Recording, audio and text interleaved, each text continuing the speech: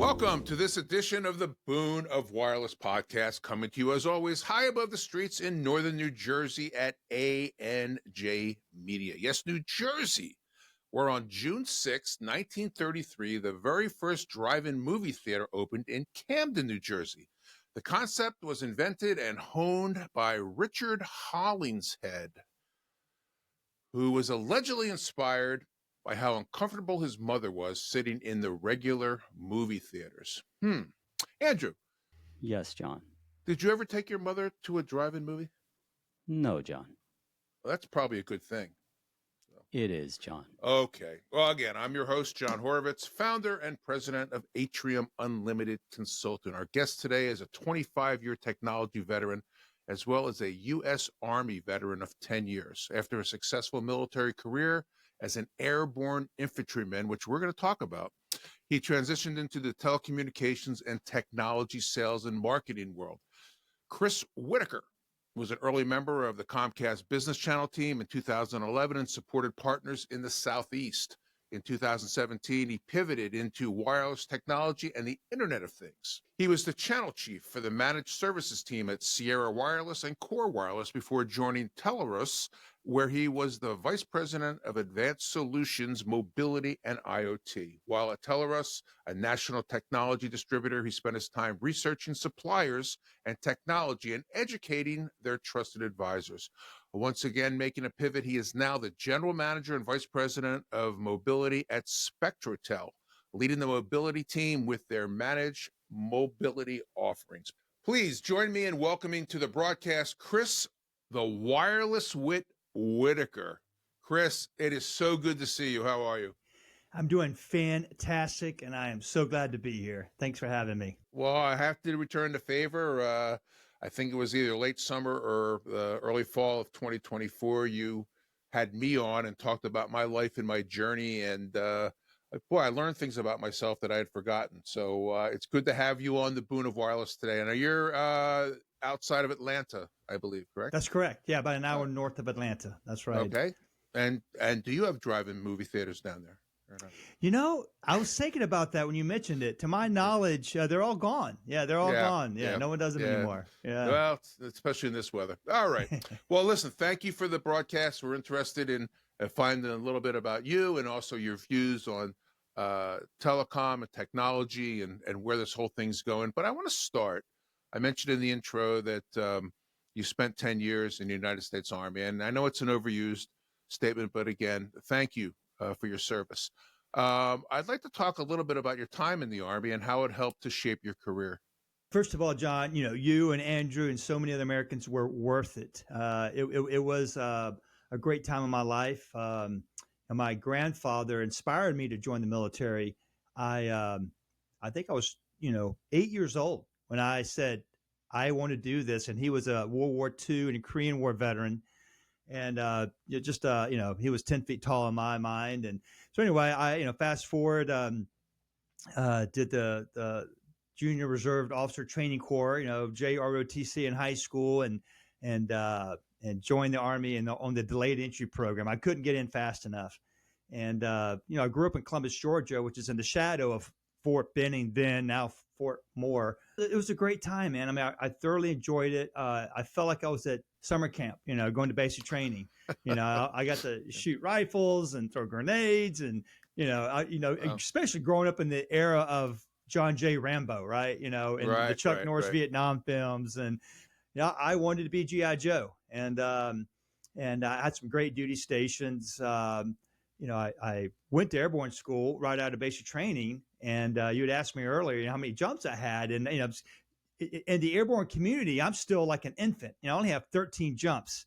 And the story is when you go to jump school, you do 5 jumps to get certified. So you do 5 jumps, you get your badge. And at that point, you call it a 5-jump chump. So, even having the badge and only 5 jumps, it kind of don't count, Well, I have to ask, my daughter wants me to do it with her, which I told her I would one day. What's the first jump like? Terrifying, but the only terrifying part really is the moment you exit the aircraft until the chute opens. And then once the chute opens, It's quiet. You just hear the wind blowing and you hear the aircraft leaving off in the distance. But at some point, it's just you and the air and the rapidly approaching ground. So it's, of course, when you're doing, skydiving, you're at a much higher altitude, and military jumping is usually static line. And of course, your special operators do the free falling and high altitude, low opening kind of stuff. But the first one, even my dad asked me, Chris, why are you doing this? Aren't you afraid you're going to die? And I'm like, Dad, thousands and thousands of people have done this before me. And I got 2 weeks of training before I did the first jump, So yeah, it was probably one of my most, I look back at that and I tell people that's kind of when I think I became a man. I mean, I was 18 years old, but man, you get a little bit of pep in your step once you get those airborne wings. So I see the poster behind you. I guess that's a great reminder and an inspiration of things that a lot of athletes talk about: the camaraderie, the sacrifice, the teamwork.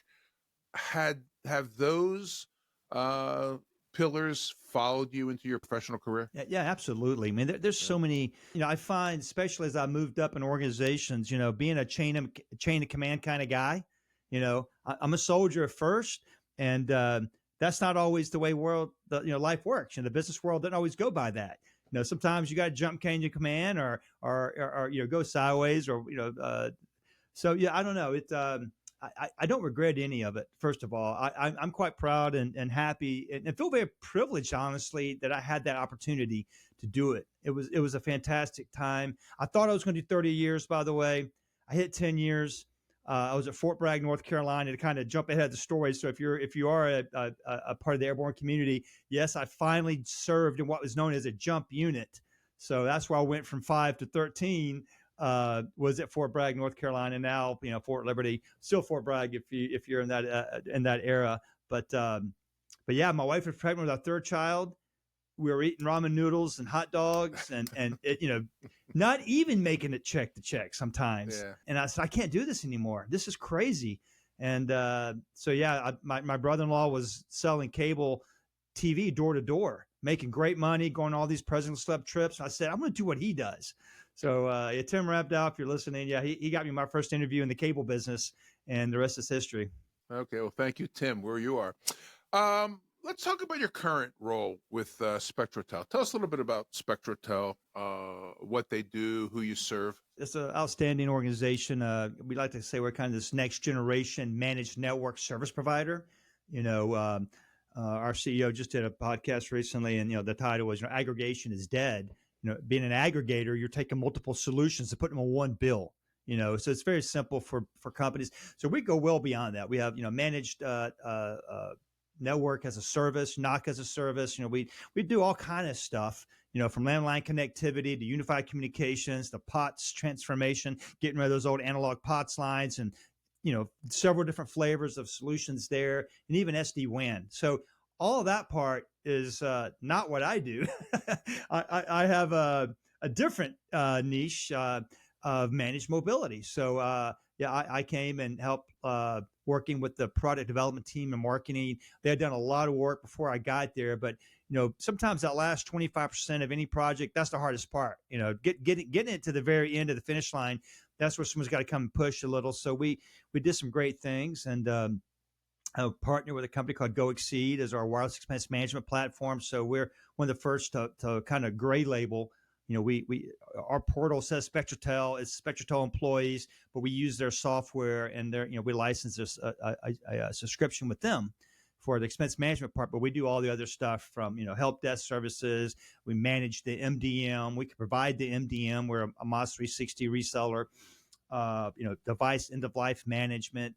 All these things that we're going to talk about more later, I guess. But I mean, companies are using more and more mobile. It's not always just the phone. I mean, yeah, the phone is a big part of it, but there's so many other things.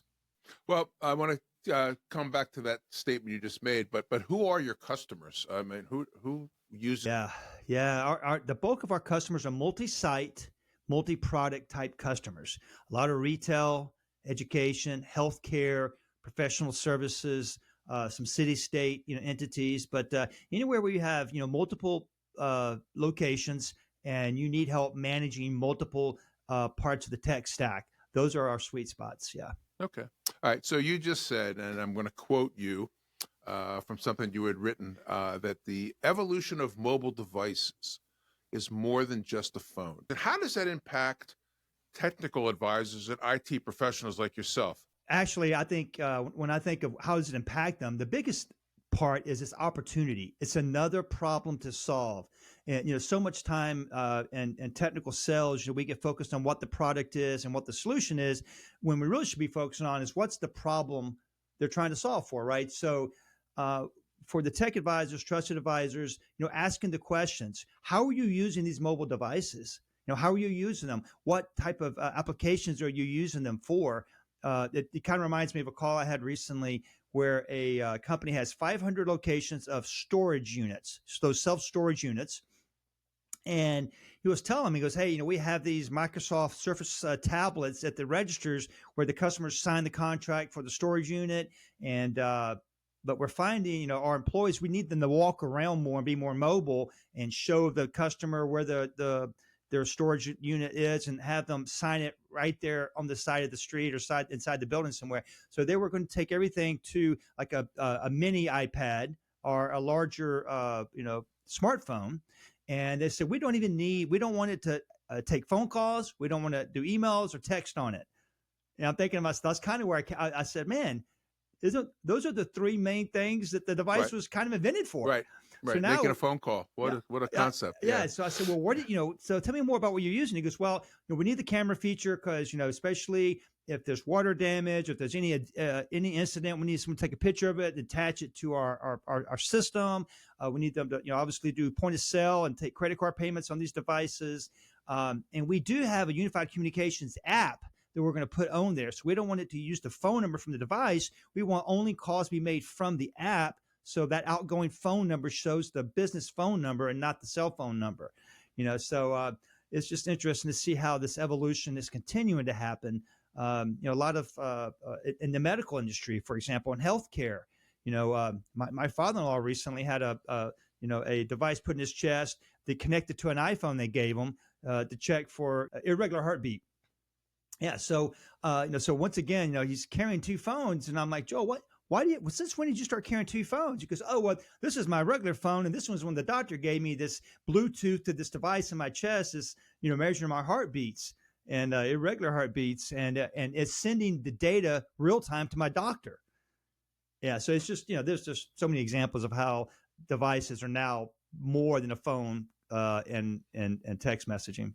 And we've had this conversation with many of our guests here on the podcast. And actually, a gentleman I had on last week, an old friend, Adam Wolf, we talked about 5G.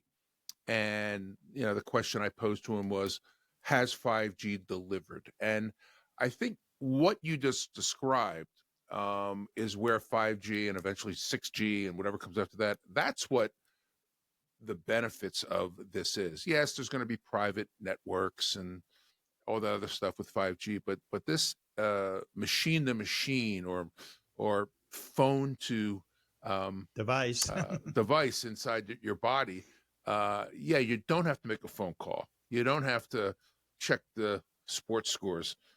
This is doing a function that's not only measuring what's going on inside someone's body, but it's also transmitting the data to a health professional. And I see that as, one of the biggest growth areas for our industry, those type of things. Do you agree, disagree? Yeah, I totally agree. I mean, it's, there's a phrase that I've learned, years ago, E&E, efficiency and effectiveness. And I think as technology enthusiasts, I was corrected recently. I said I'm a technologist, and it's like, well, that kind of applies. You know how to build this stuff, and you're an engineer. I'm like, well, no, I guess I'm more of a technology enthusiast. I like to learn about the technology and the problems it can solve. But yeah, the whole idea is how can we become more efficient and effective? And just had a great conversation yesterday too about how a lot of technologies sometimes don't do that. When technology fails us, we have to reset, reboot, reload, reconfigure. I'm like, wait a minute, this is supposed to be making our life easier. Why is it making it harder? But, properly deployed technology will always win. And I think going back to another little tagline in my whole industry is it always matters who you partner with. You want to partner with someone in the industry that can help you. Doing it yourself, yeah, you might save a few bucks, but what's the rest of the saying? You end up usually spending more money trying to fix your mess. Right. My philosophy is surround yourself with people that are much, much, much smarter than you and get out of their way. And Hence, we have Andrew.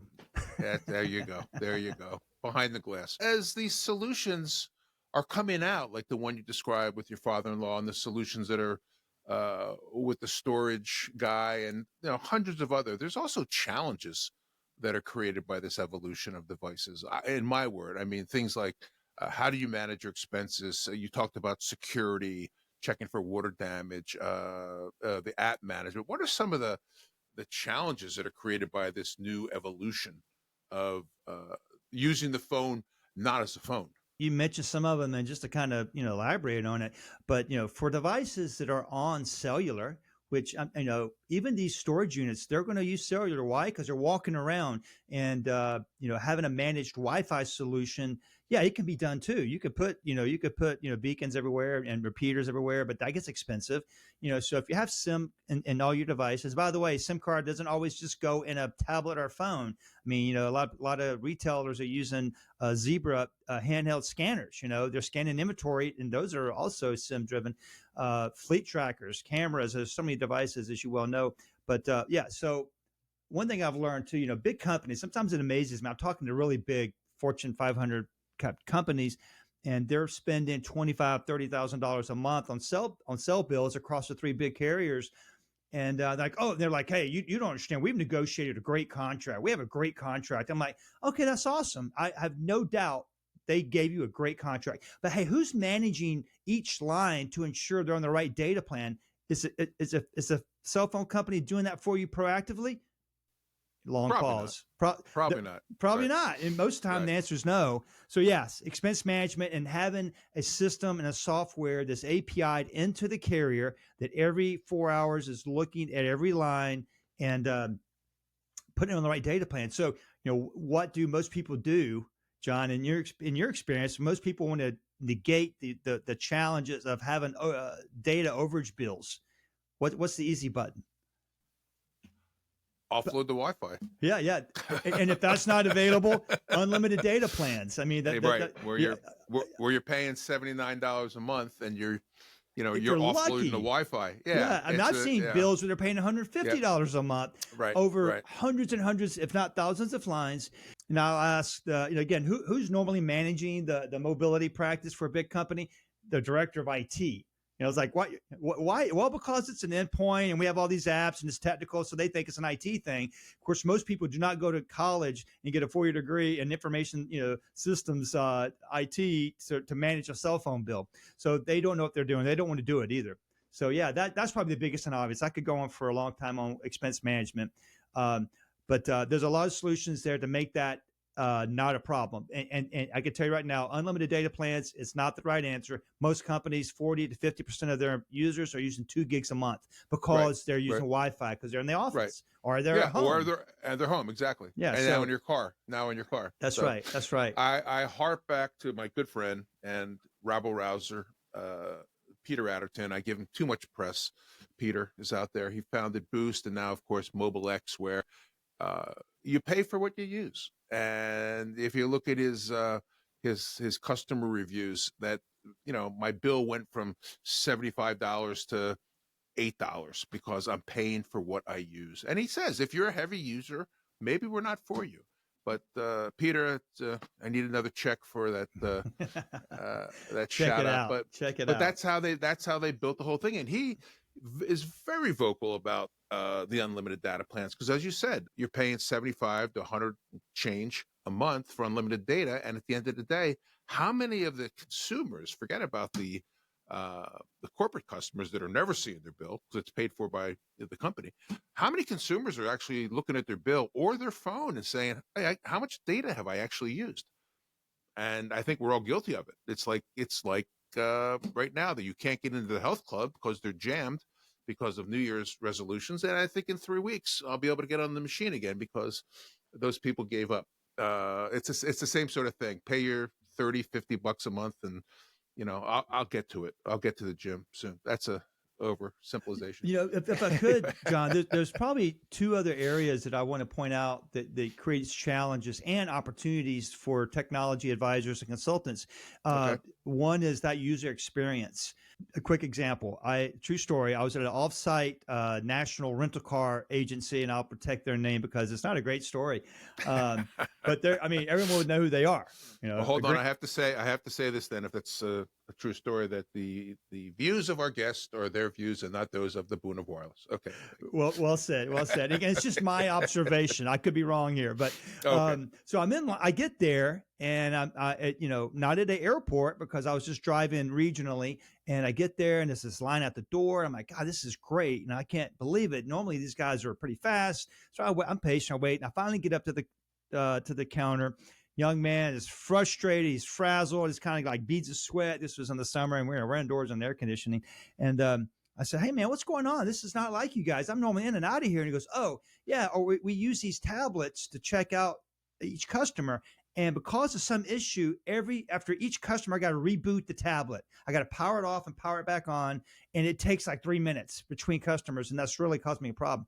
I said, well, God, what do you normally do when that happens? He goes, well, I'm supposed to call the 1-800 number, our help desk, but it just goes to voicemail, and the voicemail box is full.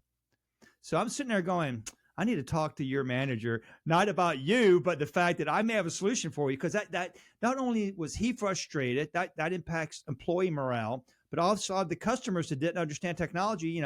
I had empathy for them, but a lot of people were cussing and being very ugly about it.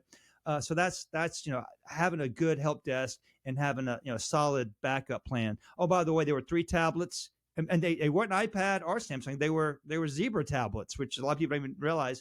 But they were sitting in the chargers behind them. I said, hey, what about those? He goes, oh, they got the same problem. I'm like, great.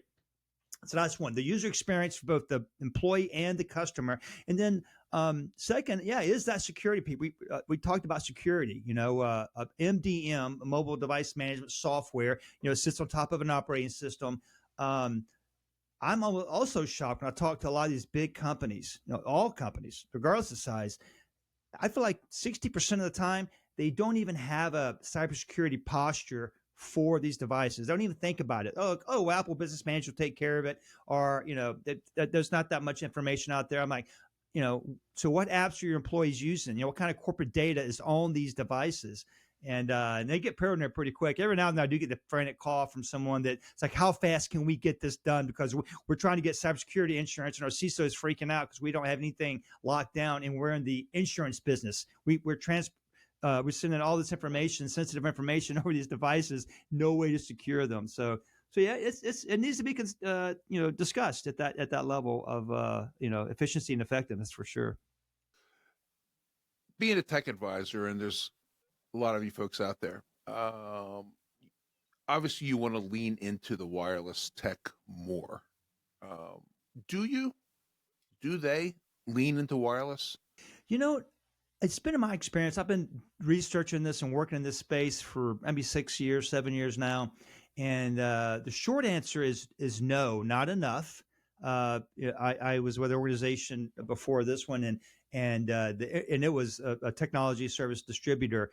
So we had the numbers. It's really about 1 out of 4 we're leading with these kind of conversations. And largely because we think general telecom, several years ago, telecom and IT kind of merged together. It used to be you had a PBX manager, and then you had the network LAN manager. In companies, it was 2 or 3 different jobs. Now it's kind of one person that's handling all this stuff. A lot of the industry and the people I work with, they came from that generation or that time. So a lot of the people I work with, they're landline folks. They're not wireless folks. So they think it's wireless is some other crazy solution. But again, when you think about unified communications, the app is on the phone. A lot of people are accessing and making the calls on their phone, not their. There's the desk phone is pretty much gone in most modern offices. It's a soft phone. In the offices, yes. I was shocked, and I've been in this industry a very long time, as you have. I was shocked. I read earlier at the end of last year, 2024, that about a third of the households, of 90 or 100 million households in the United States, have a wireline phone, the old used to be the dial for you younger folks, and now it's the push button. I was stunned when I read that. All you read about is cutting the cord. Now I know that we're aging as a population, but I don't know anybody that's below 40 years of age that has a phone in their house. Especially 40, maybe 50 even. But 50, yeah. You're right. Yeah. You're right. You're exactly right. Yeah. So, okay. I'm sorry. I got us a little off that's target there. But that's an interesting point. I mean, again, it kind of makes the point that mobility is a conversation that's not going away.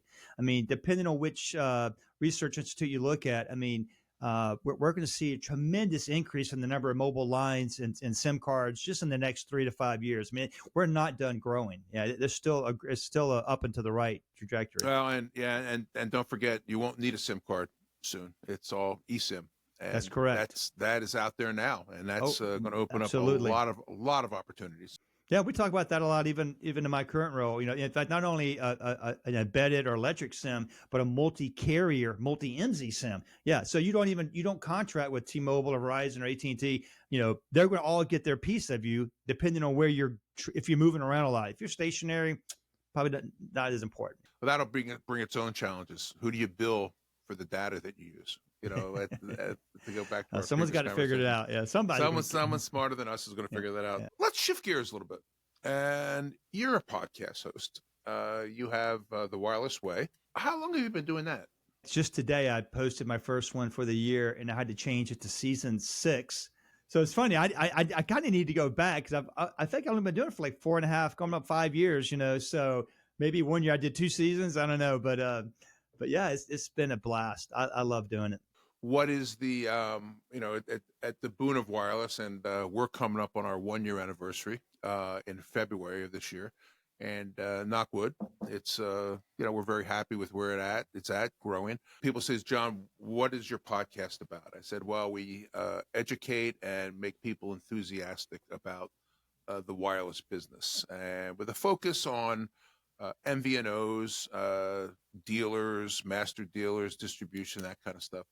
When someone sees you and says, hey, Wit, tell me about The Wireless Way, what do you guys talk about? Man, I love that question. Yes, we got to go back to the pandemic. So a little over 4, going on 5 years. I remember I came back from a business trip and I got the email, hey, Chris, no more travel. You're grounded. You're not going anywhere. And, as a I like to say, again, tech enthusiast, my job was to go around and meet people where they are and flying all over the place and doing conferences and expos and training seminars. And I said, oh my God, how am I going to keep this message alive? And I was working for a company called Sierra Wireless at the time, and their address was 1800 Wireless Way in Richmond, British Columbia. So I said, man, what Wireless Way? That's it. I, as a Star Wars Mandalorian fan, the way, this is the way.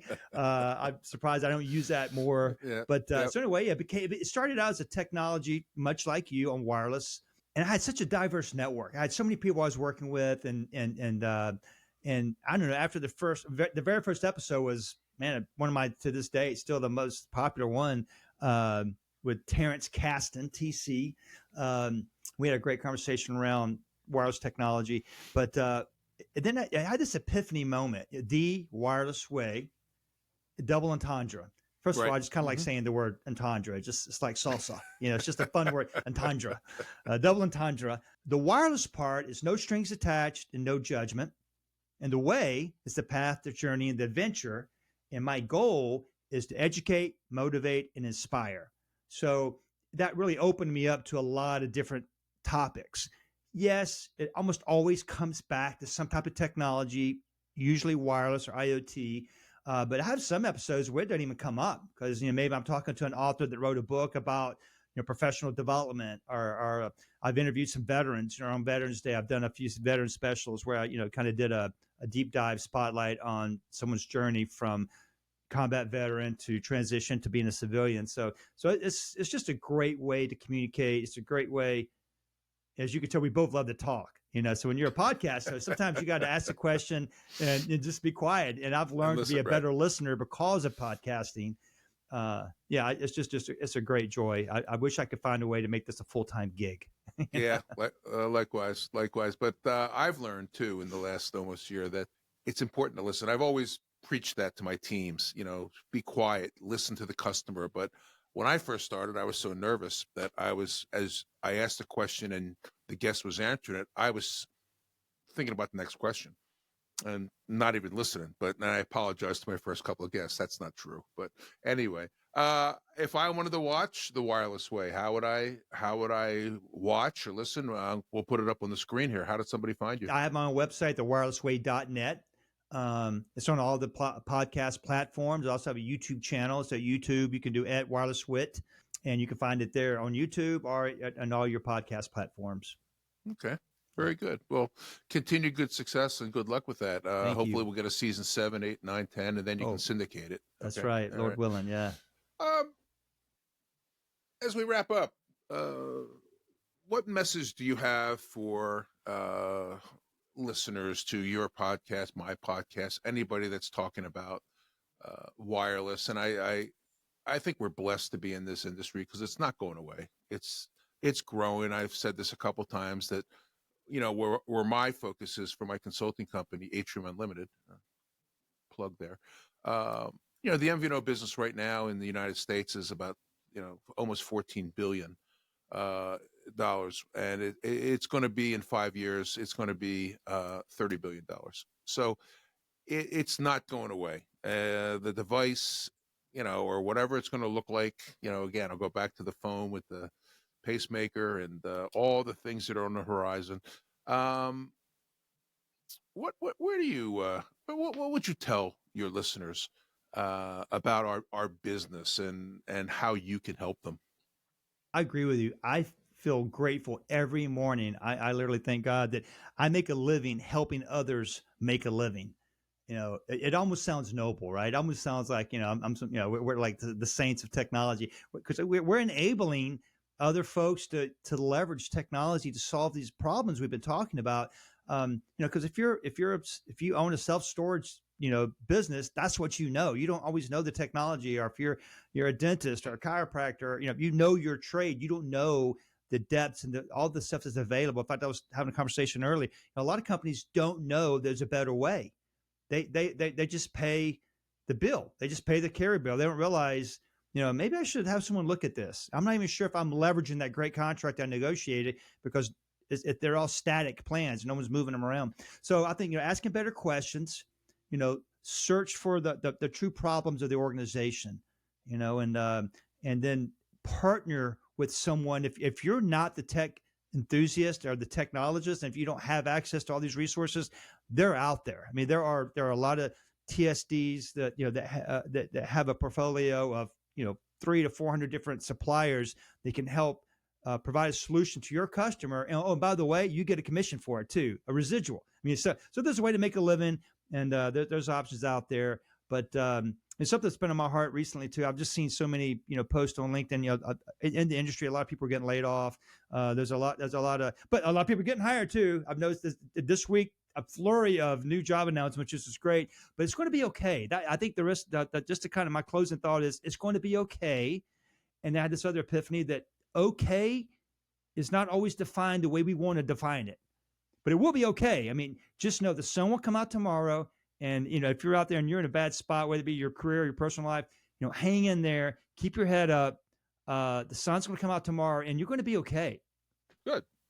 Well, some of us want more than okay. That's right. Oh yeah. That's your baseline. Yeah. I just want to step back 1 second. You talked about, different things and different opportunities that we don't even know about. We have a client now in our company that they are ripping the copper wire out of elevators in New York City and replacing them with a SIM that is for when the elevator stops. You press the button and it's going to alert somebody wirelessly. And they're just starting out, but there's 86,000 elevators in New York City. I think just in Manhattan. Yeah, that's probably just Manhattan. So if you're out there listening and you've got a couple million, 100,000 elevators, give us a shout and we'll share that technology with you. Okay. Fantastic. Chris, it's been a pleasure having you on. Wish you all the best, continued success in your career and with the podcast. I don't see us competing for audiences. No. I think we have our own little niche, but Really good to see you again. I appreciate you coming on, spending the time. And to the folks out there that are listening, take a listen to the Wireless Way with Chris. It's interesting. As a former guest on the program, I had a blast. I learned a lot, and I think you will too by tuning into the Wireless Way. So, Chris, hope to see you soon. Man, likewise. Thank you so much. It's always great to connect with like-minded folks, with like-minded goals. I mean, amazing things happens when that occurs. So thank you so much for having me. It's been a blast. You're so welcome. That'll wrap up another episode of the Boon of Wireless. We'll see you next time.